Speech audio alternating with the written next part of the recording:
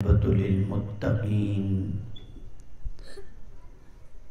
والصلاة والسلام على سيد الأنبياء والمرسلين وعلى آله وأصحابه الطيبين الطاهرين أما بعد فأعوذ بالله من الشيطان الرجيم بسم الله الرحمن الرحيم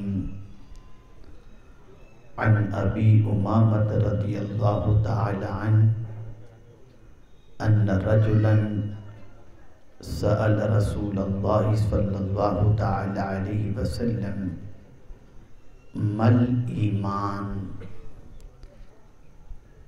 قال إذا سرتك حسنتك وساءتك سيئتك فأنت مؤمن. صدق رسول الله صلى الله تعالى عليه وسلم. الصلاة والسلام عليك يا رسول الله. الصلاة والسلام عليك يا حبيب الله.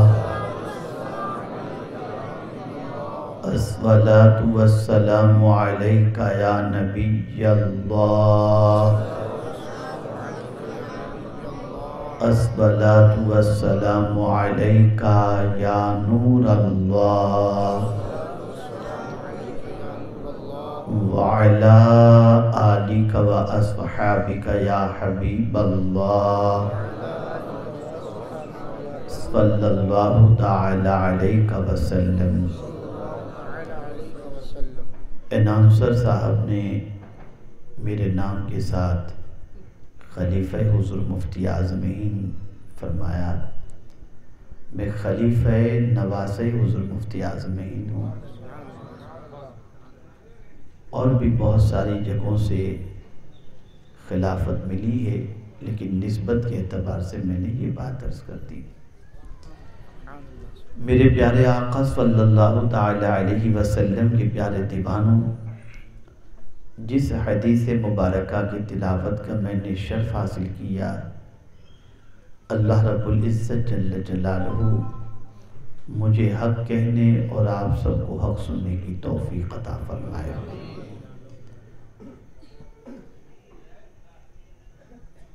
حضرت ابو امامہ رضی اللہ تعالیٰ عنہ سے روایت ہے کہ تاجدار کائنات صلی اللہ تعالیٰ علیہ وسلم سے ایک شخص نے سوال کیا کہ ایمان کیا ہے؟ میں چاہوں گا کہ تھوڑا سا آپ آج کے دور میں اپنی تباہی اور بربادی کی وجہ کو سمجھ سکیں اور ساتھ ہی ساتھ اپنی عزت کی بحالی کے لیے، اپنے مقام اور مرتبے کو بنانے کے لیے کچھ کر سکیں. اس لیے کہ ایمان بہت بڑی دولت ہے اور صحابہ کرام علیہم الرضوان کے سوالات ایسے ہی ہوا کرتے تھے، اس لیے کہ صحابہ جانتے تھے کہ زمین پر، قبر میں اور محشر میں اگر کوئی چیز کام آنے والی ہے تو وہ ایمان کام آنے والا ہے.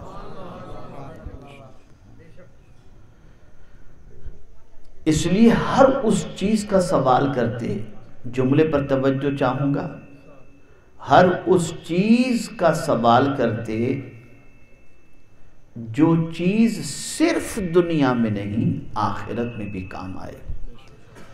ہمارے سارے سوال صرف دنیا میں کام آنے کے متعلق ہوتے ہیں، آخرت سے متعلق کام آنے والے سوال تو ہم کرتے ہی نہیں. لیکن صحابہ کا مزاج یہ تھا، صحابہ کی سوچ یہ تھی کہ جب بھی پیغمبر رحمت صلی اللہ علیہ وسلم سے سوال کرتے تو اس سوال کے پس پردہ یہ سوچ ہوتی تھی کہ جواب وہ ہمیں ملے گا جس سے ہماری دنیا اور آخرت دونوں سنور جائے۔ سوال پوچھا مل ایمان، ایمان کیا ہے؟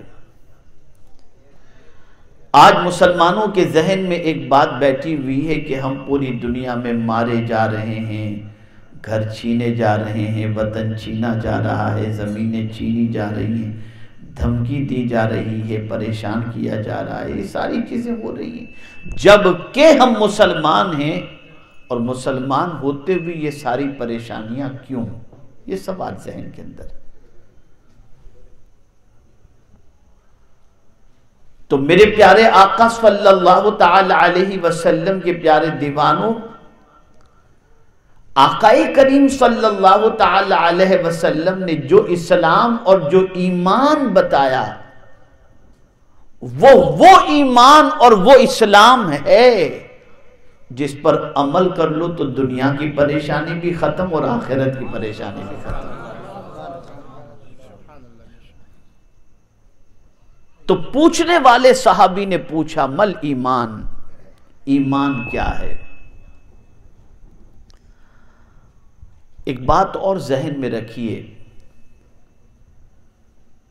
کہ جب کبھی آپ کے سامنے یہ کہا جائے کہ حضور صلی اللہ علیہ وسلم نے یہ فرمایا، تو آپ صرف کانوں سے نہیں بلکہ دل سے حضور کی بات سننے کے لیے تیار ہو جائیں۔ یہ نہیں کہ حضور کی بات کی جا رہی ہو اور آپ کی توجہ دائیں بائیں ادھر ادھر ہو، اس کا مطلب آپ کے نزدیک حضور کے فرمان کا کوئی مقام نہیں ہے۔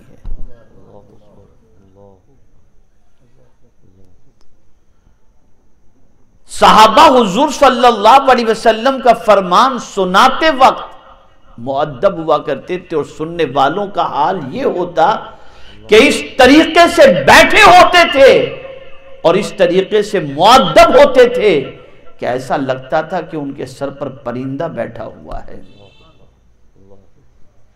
اور یہاں کوئی ادھر دیکھ رہا ہے، کوئی ادھر دیکھ رہا ہے، کوئی یہ کر رہا ہے، کوئی۔ جب آپ کے نزدیک حضور کے فرمان کی کوئی اہمیت ہی نہیں ہے تو پھر کہاں سے عزت ملے گی؟ آپ کی خواہش تو یہ ہے کہ آپ کا بیٹا آپ کی بات توجہ سے سنے، اور آپ کیسے امتی ہو کہ نبی کی بات توجہ سے سننے کے لیے تیار نہیں؟ تو جب کہ حضور صلی اللہ علیہ وسلم نے یہ فرمایا، کان بھی چوکنے ہو جائیں، دل بھی بالکل بیدار ہو جائے کہ ذرا دیکھیں تو صحیح کہ ہمارے محبوب نے فرمایا کیا ہے، ذرا سنیں تو صحیح۔ تو پیغمبر رحمت صلی اللہ تعالی علیہ وسلم سے سوال پوچھا گیا مل ایمان، ایمان کیا ہے؟ تو آقا کریم صلی اللہ تعالی علیہ وسلم نے فرمایا اذا سرتک حسنتک وساءتک سیئتک فانت مؤمن۔ جب تیری نیکی تجھے خوش کر دے، جب تیری نیکی تجھے خوش کر دے، اور جب تیرا گناہ تجھے غمگین کر دے، بس تو مومن ہے۔ نیکی خوش کر دے کہ نیکی کرنے کے بعد دل مرجھا نہ جائے کہ یہ میں نے کیا کر دیا، داڑھی رکھ لی پتہ نہیں اب کیا ہوگا، نہیں، ہم نے نبی کی سنت پر عمل کیا ہے، ہم خوش ہو رہے ہیں۔ نوکری ملے یا لڑکی ملے یا نہ ملے، نیکی کرنا تو مل گیا۔ تو یہ نیکی کر کے دل کے اندر کوڑن نہ ہو کہ اب نوکری ملے گی کہ چھوکری ملے گی کہ نہیں ملے گی، نہیں۔ اگر یہ شک پیدا ہو گیا تو ایمان کمزور ہے، اور یہ نیکی کرنے کے بعد آنکھوں سے آنسو نکل گئے، میرے کریم تیرا شکر تو نے نیکی کی توفیق عطا فرمائی، تو یہ بہت بڑی سعادت ہے۔ اب یہ نیکی کو سرکار صلی اللہ علیہ وسلم نے یہ کیوں فرمایا کہ نیکی کر، نیکی تجھے خوش کر دے؟ یہ کیوں فرمایا؟ میں ابھی لیٹے لیٹے اس پر غور کر رہا تھا کہ نیکی کے بارے میں حضور صلی اللہ علیہ وسلم نے یہ کیوں فرمایا کہ نیکی تجھے خوش کر دے۔ واللہ میری خوشی کی انتہا نہ رہی جب مجھے یہ آیت یاد آ گئی۔ رب فرماتا ہے ما اصابک من حسنۃ فمن اللہ، جو نیکی بھی تجھے پہنچ رہی ہے وہ اللہ کی طرف سے ہے۔ یعنی پتہ یہ چلا کہ تجھے نیکی کی توفیق تیرے رب کی طرف سے ملی ہے۔ جو بھی نیکی تو کر رہا ہے تیرا کمال نہیں، تیرے رب کا فضل ہے کہ اس نے نیکی کی توفیق تجھے عطا فرمائی۔ تو جب قدرت نے تجھے نیکی کی توفیق عطا فرما دی تو منہ لٹکا کے کیوں بیٹھا ہے؟ خوش ہو جا، پھر خوش ہو جا کہ میرے کریم تیرا شکر ہے کہ تو نے مجھے نیکی کی توفیق عطا فرمائی۔ اس لیے کہ نیکی ہی قیامت میں کام آئے گی، نیکی ہی۔ یوم تجد کل نفس ما عملت من خیر محضرا، جو کچھ بھی نیکی تم نے کی ہے قیامت میں اس کو اپنے سامنے حاضر پاؤ گے، اور نیکی ہی پر تو فیصلہ ہونا ہے۔ نیکیاں زیادہ ہوئیں کرم ہو جائے گا، بخشش کا پروانہ مل جائے گا۔ اور قیامت ایسی جگہ کا نام ہے جہاں پر کوئی پیسہ ڈھونڈنے نہیں نکلے گا کسی کے پاس، اور کسی سے پیسہ مانگنے نہیں نکلے گا، ضرورت کے لیے نکلے گا وہاں پر۔ لیکن قربان جائیے میرے کریم کے فرمان پر۔ میں تو اس آیت پر بھی جب غور کرتا ہوں تو عقل دنگ رہ جاتی ہے۔ فرار فرمایا، یوم یفر المرء من اخی، قیامت کے دن بھائی بھائی سے فرار اختیار کرے، یعنی آتا ہوگا تو منہ پھیر کے بھاگ جائے گا، کہاں ہے، کون یہ آ رہا ہے، پہچانتا ہی نہیں۔ بھائی کو دیکھ کر بھاگ جائے گا کہ کہیں مجھ سے نیکی نہ مانگ لے، یہ نیکی نہ مانگ لے۔ اور یہی وجہ ہے کہ صحابہ سب سے زیادہ اگر کسی چیز کے حریص تھے تو وہ نیکی کے حریص تھے۔ اس لیے فرمایا گیا نیکی میں کسی کو آگے نکلنے ہی نہیں دیتے تھے۔ ہر صحابی کی تمنا یہ ہوتی میں نیکی میں آگے نکل جاؤں، میں نیکی میں آگے نکل جاؤں، میں نیکی میں آگے نکل جاؤں۔ اور آج پوزیشن یہ ہے میں مال میں آگے نکل جاؤں، میں گناہ میں آگے نکل جاؤں۔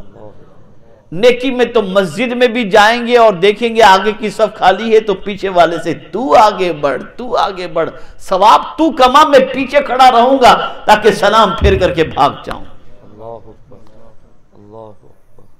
یہ حال ہے۔ تمہیں کیا خبر یہ نیکی کیا ہے؟ کسی بزرگ نے بڑی پیاری بات فرمائی، ارشاد فرماتے ہیں کہ جس طرح جاں بلب انسان یعنی مرنے والا انسان ہے، اس کی روح بالکل قریب ہے کہ نکل جائے، اور اسے ایک قطرہ کسی نے پانی کا پلا دیا، اس کو زندگی مل گئی، مرنے سے بچ گیا۔ فرماتے ہیں ہو سکتا ہے ایک نیکی تجھے کل بروز قیامت جہنم سے بچا لے اور جنت میں لے جائے۔ اس لیے فرمایا نیکی کو حقیر نہ سمجھو،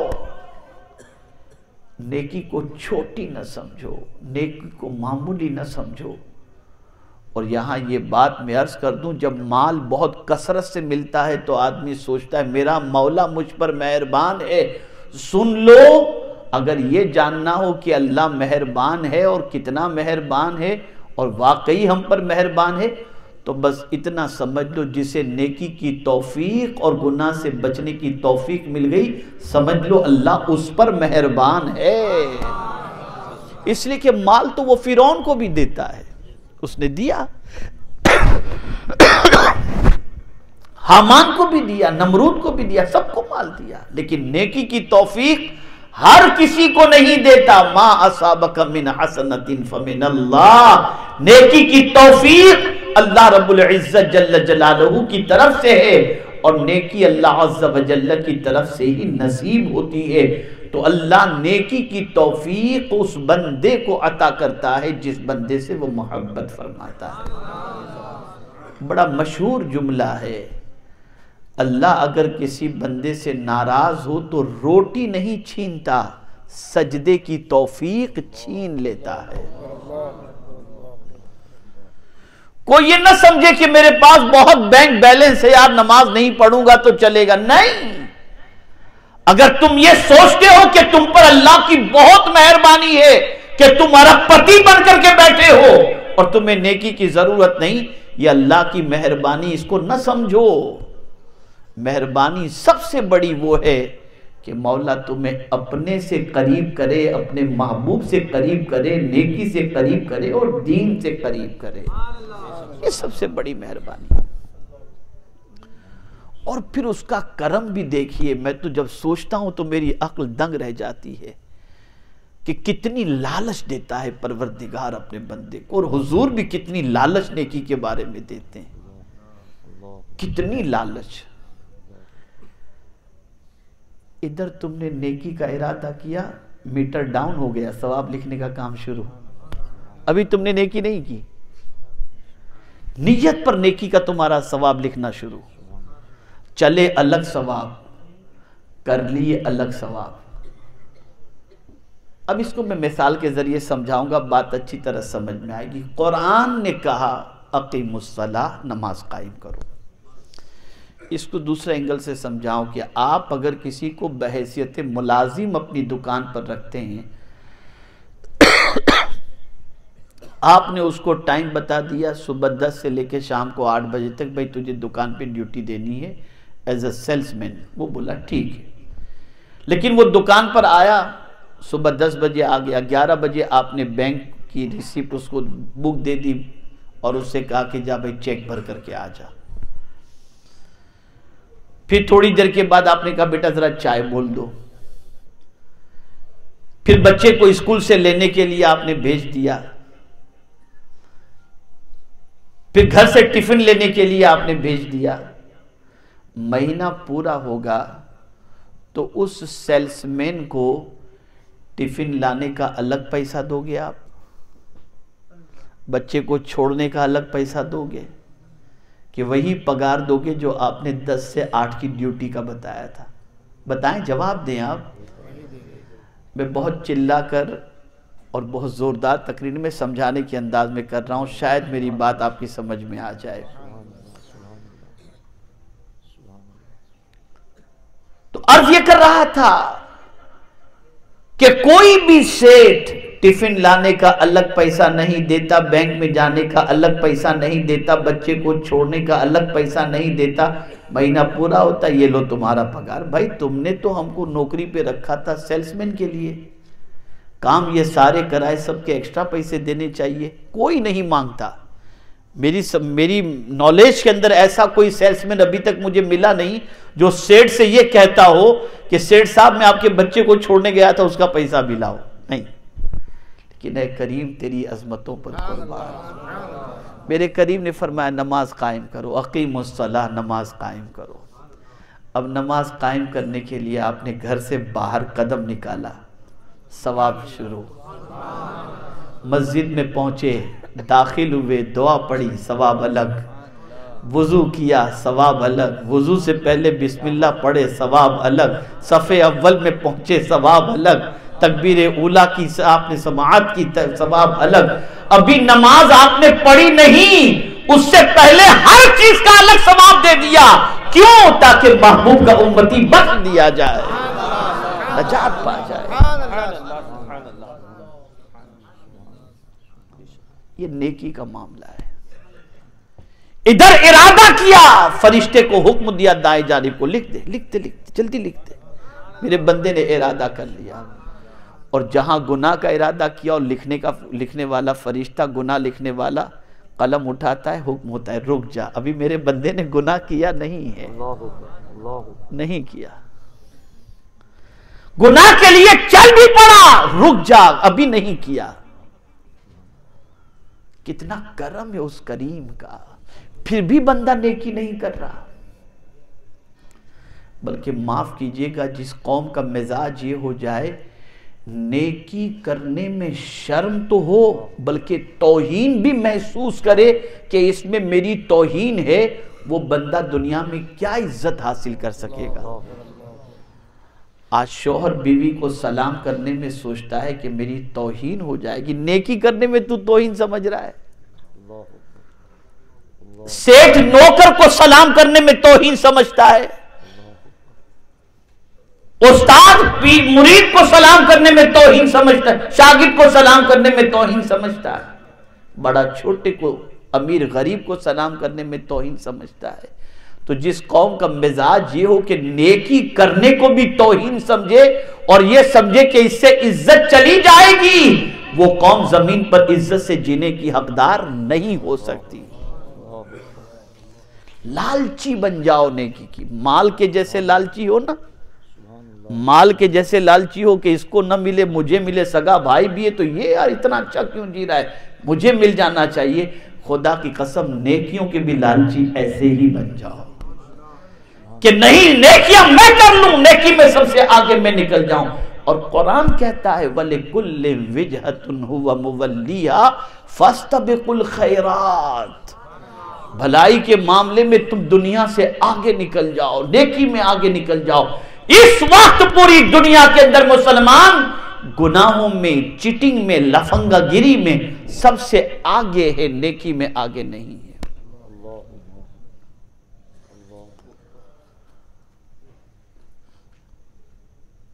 تو رسول اعظم صلی اللہ علیہ وسلم نے فرمایا جب تیری نیکی تجھے خوش کر دے۔ اب آپ دیکھئے نا، ایک چھوٹی سی بات بتاؤں، لوگ نماز پڑھتے ہیں اور مصیبت آتی ہے تو کہتے ہیں یار میں گناہ کرتا تھا تو بہت مال آتا تھا، میں حرام کماتا تھا بہت مال آتا تھا، جب سے سیدھا بنا ہوں دنیا مجھے ٹیڑھا بننے پر مجبور کر رہی ہے۔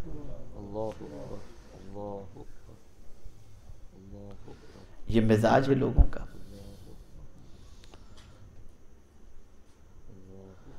آپ ذرا سوچو کیسا مزاج ہے۔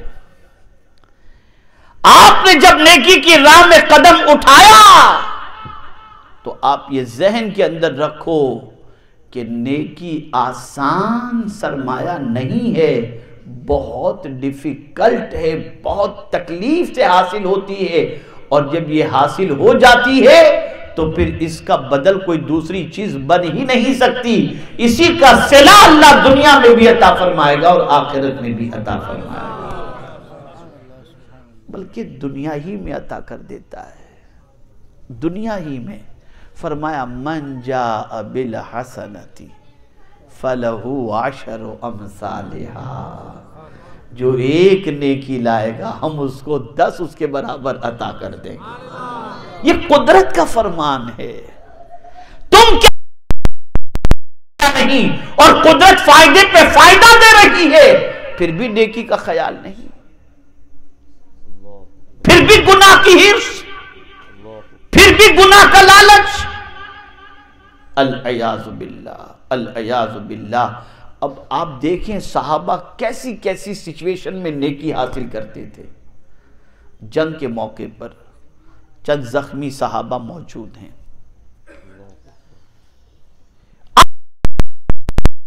زخموں سے نڈھال ہو کر پانی مانگ رہے ہیں۔ جس کے پاس پانی تھا وہ پانی لے کر ان کو پلانے کے لیے پہنچے، ابھی پیالہ منہ کے قریب پہنچا ہی تھا زخمی صحابی کے کہ ان کے قریب دوسرے ایک زخمی صحابی موجود تھے۔ انہوں نے کہا العطش، تو یہ زخمی صحابی کہتے میرا بھائی پیاسا ہو میں کیسے پانی پیوں، جاؤ پہلے اس کو پانی پلا دو۔ ہے نیکی کا جذبہ ایسا؟ آج تو پیالہ منہ سے چھیننا ہے، آج تو جیب سے مال لوٹنا ہے، آج نیکی کرنے کا نہیں، نیکی کا اتنا حریص بننے کا نہیں، بلکہ گناہوں کا آج کا مسلمان حریص بنا. بلکہ میں تو جب صحابی کا یہ واقعہ پڑھا تو میری عقل دنگ رہ گئی. ام المؤمنین حضرت عائشہ صدیقہ رضی اللہ تعالی عنہ تشریف فرما تھیں. آقا کریم صلی اللہ علیہ وسلم تشریف لائے، بلکہ آقا کریم صلی اللہ علیہ وسلم تشریف فرما تھے اور ام المؤمنین حضرت عائشہ صدیقہ رضی اللہ تعالی عنہ تشریف لائیں اور عرض کرتی ہیں یا رسول اللہ صلی اللہ تعالی علیہ وسلم، آپ کے ایک زخمی صحابی زخموں سے نڈھال ہو کر کے زخم کی حالت میں پڑے ہوئے ہیں اور آپ کو یاد کر رہے ہیں. آقا کریم صلی اللہ علیہ وسلم نے اپنی چادر سنبھالی، روانہ ہوئے اپنے صحابی کی طرف. دیکھا تو زخموں سے نڈھال ایک صحابی موجود ہیں، میدان میں پڑے ہوئے ہیں. سرکار پہنچے، وہ صحابی پوری طاقت جمع کر کے اٹھنے کی کوشش کر رہے ہیں کہ آقا آ رہے ہیں، میں اپنے آقا کا استقبال کروں، آقا آئیں اور میں لیٹا رہوں، یہ کیسے ممکن ہے؟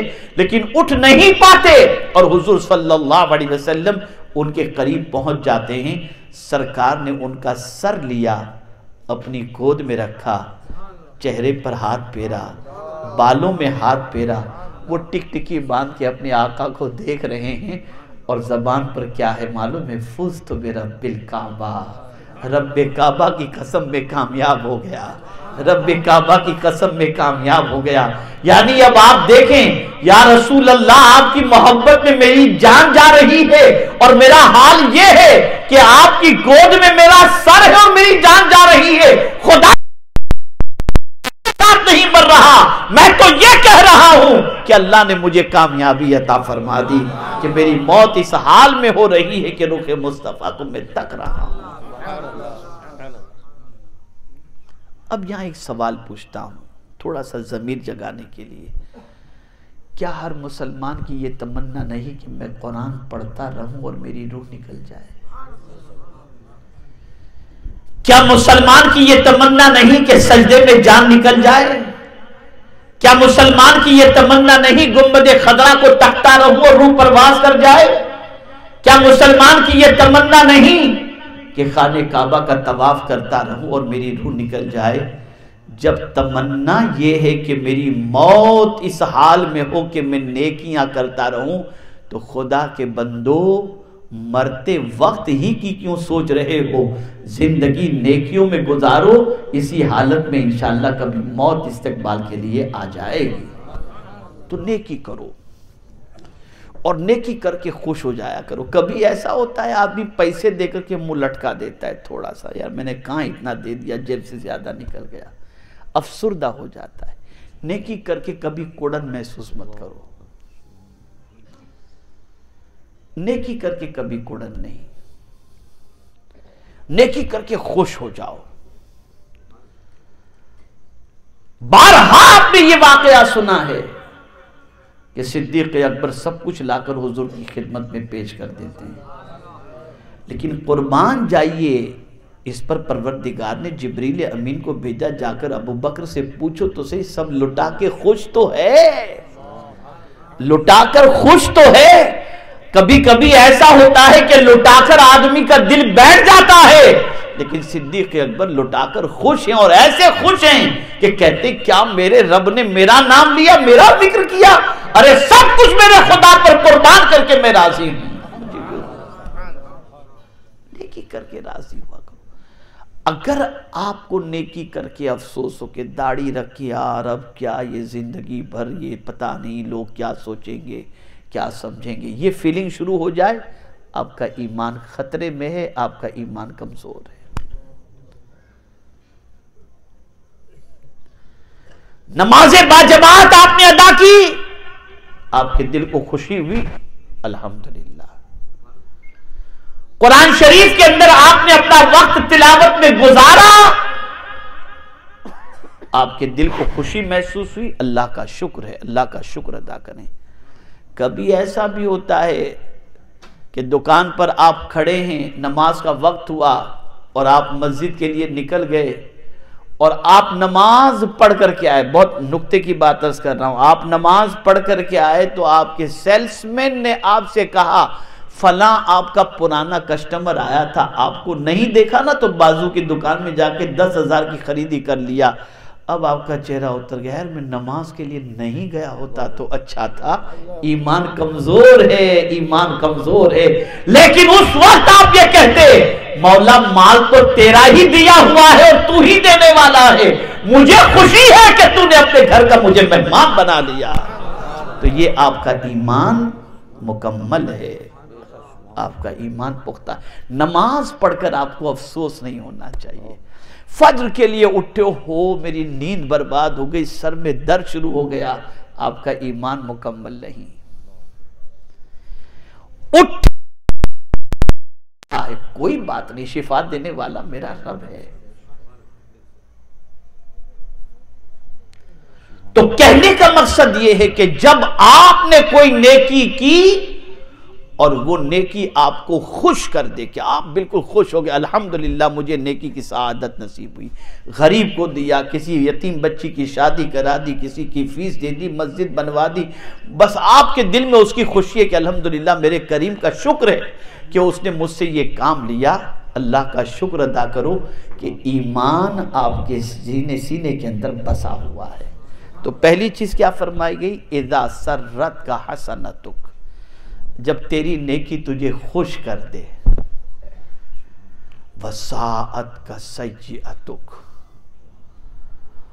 اور تیرا گناہ تجھے بے چین کر دے۔ دیکھ لیجئے ذرا آج کتنے گناہ کر کے کھانا چھوڑتے ہیں،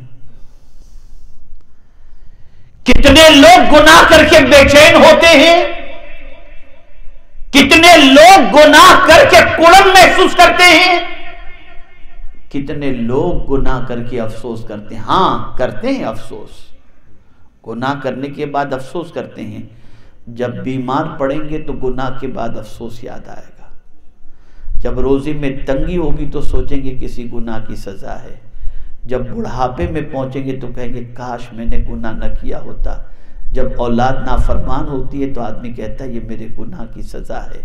یہ ساری چیزیں اس وقت آدمی یاد کرتا ہے جب کسی قسم کی مصیبت آتی ہے، اور میرے آقا صلی اللہ علیہ وسلم فرماتے ہیں جب تیرا گناہ تجھے غمگین کر دے، یعنی کیا مطلب یہ ادھر گناہ ہوا اور دل کے اندر کڑن محسوس ہو گئی، یا اللہ مجھے معاف کر دے، میں نے یہ کیا کر لیا، رزق تیرا کھا کر شیطان کا میں نے کام کیا، اے اللہ مجھے معاف فرما دے۔ اب کھانا اچھا نہیں لگتا، پینا اچھا نہیں لگتا، کسی سے بات کرنا اچھا نہیں لگتا، طبیعت بے چین ہو رہی ہے، طبیعت بے قرار ہو رہی ہے، طبیعت اداس ہو رہی ہے، کسی سے ملنا اچھا نہیں، کسی سے بیٹھنا اچھا نہیں، کسی سے کلام اچھا نہیں، تو سن لو دنیا کچھ بھی کہے، مومن فرما رہے ہیں، حضور نے اس کو مومن کا فتویٰ دیا ہے، فَأَنْتَ مُؤْمِن، پس تو مومن ہے۔ گناہ کہتے ہی اسے ہیں جو انسان کو بے چین کر دے، گناہ کبھی سکون دیتا ہی نہیں ہے، اور آدمی سکون گناہوں میں تلاش کر رہا ہے، لڑکے بھی گناہوں میں سکون تلاش کر رہے ہیں، لڑکیاں بھی گناہوں میں سکون تلاش کر رہے ہیں، مرد بھی گناہوں میں سکون تلاش کر رہا ہے، عورتیں بھی۔ کیا کریں یار، تھوڑا سا فریش ہونے کے لیے 3 گھنٹے بیٹھ کر ہم یہ پکچر دیکھ رہے ہیں، لا حول ولا قوت الا باللہ، بہت تھوڑا سا نشہ کر لیا، تھوڑا فریش ہو جائیں، العیاذ باللہ۔ کہاں سے تم نے یہ علاج اپنے ٹینشن کا ڈھونڈا ہے؟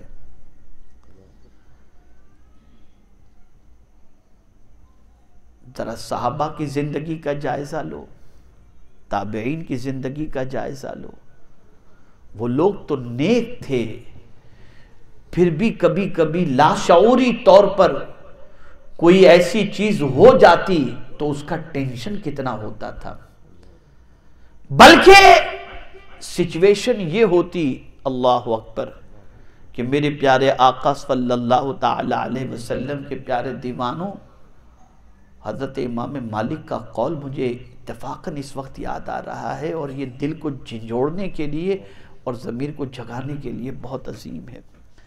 حضرت امام مالک کو امام مالک یا امام احمد، حضرت امام احمد ابن حنبل رضی اللہ تعالیٰ، امام احمد ابن حنبل کو خلق قرآن کے مسئلے پر آپ کو کوڑے مارے جا رہے تھے، لیکن کبھی آپ نہیں روئے.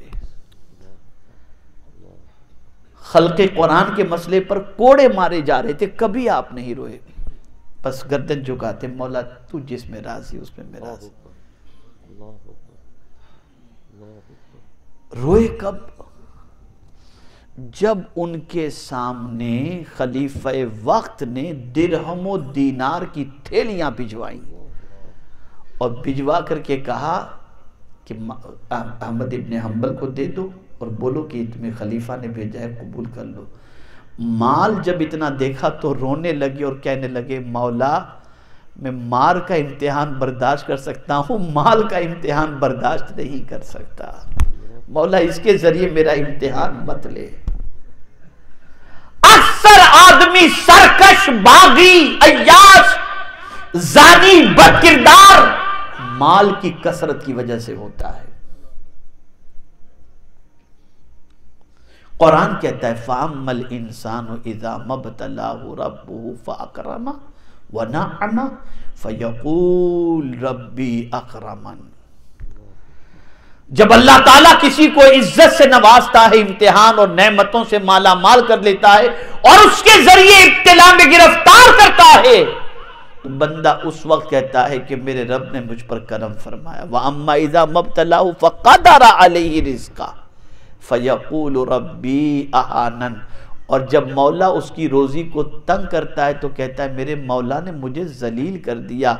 ایک بات یاد رکھنا ہمیشہ کے لیے میں آپ کو بتاؤں، مالداری میں جتنا گناہ ہوتا ہے نہ غریبی میں اتنا گناہ نہیں ہوتا. دولت آئی چلو ممبئی جا کر کے عیاشی کریں،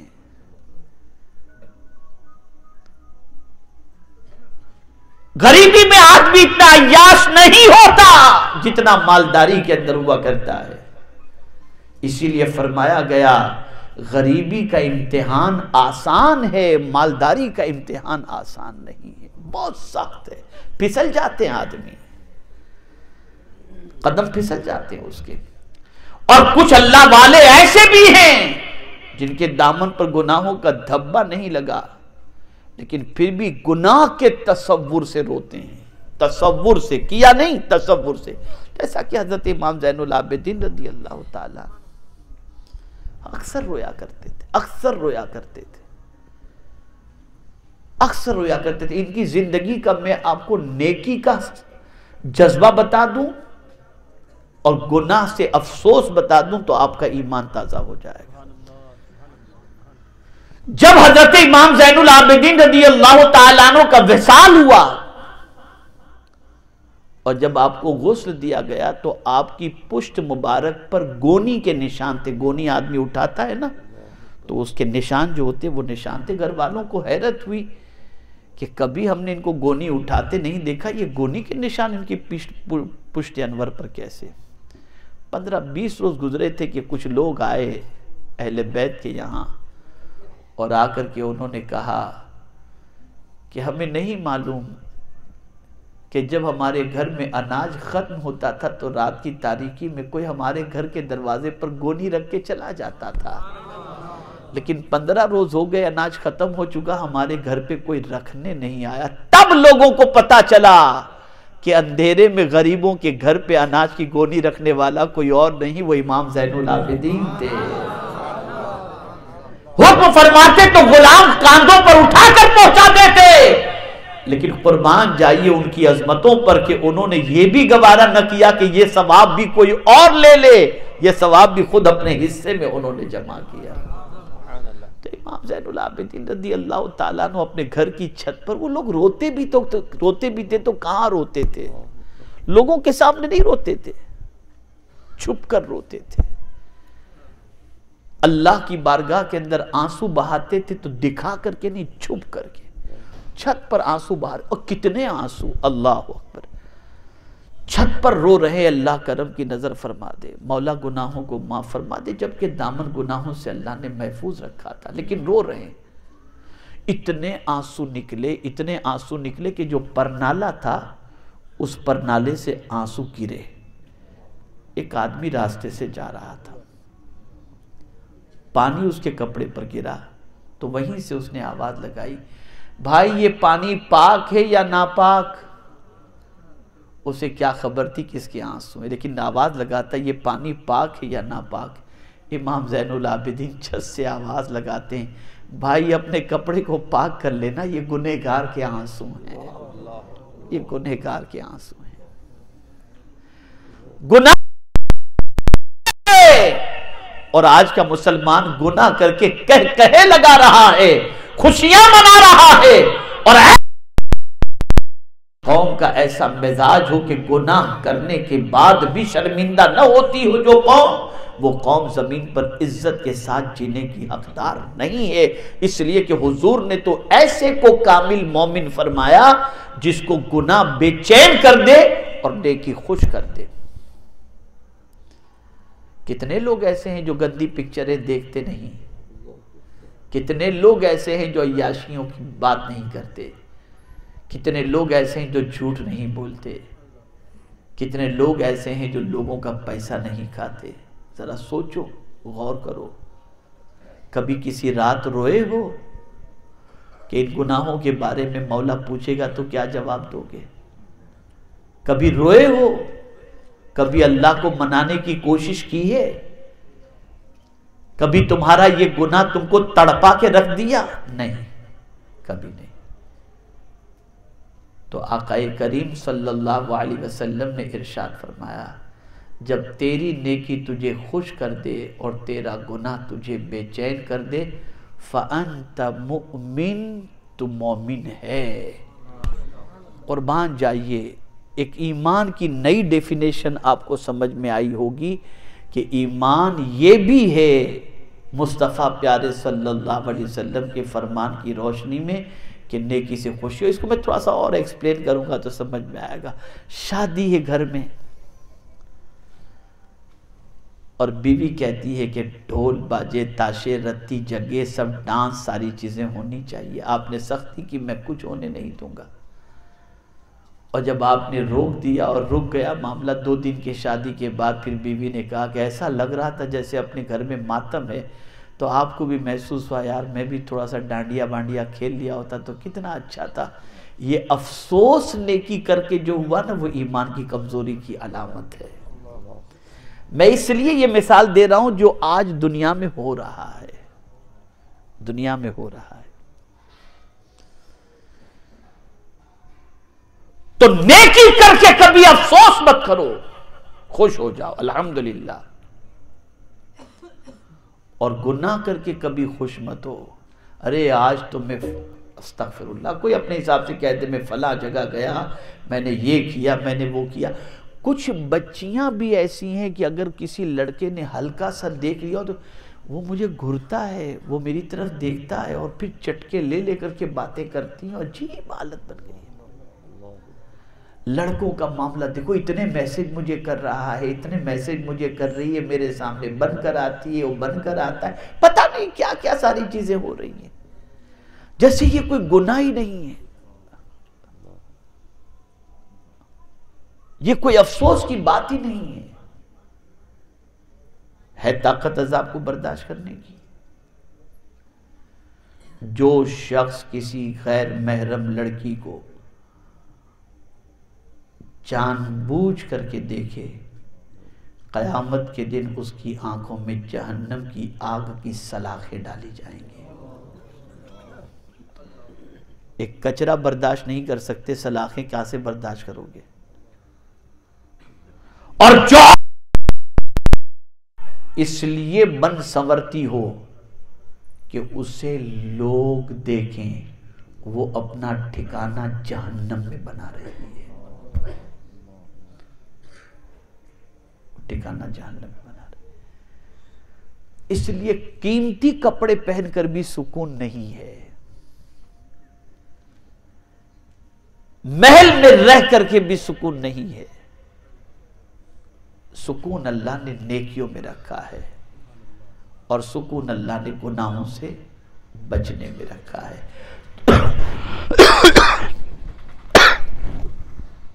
تو اے رسول اعظم صلی اللہ تعالی علیہ وسلم کے دیوانوں، یہ حدیث مشکات کی جو میں نے آپ کے سامنے پیش کی، اسے ذہن میں بٹھا لو.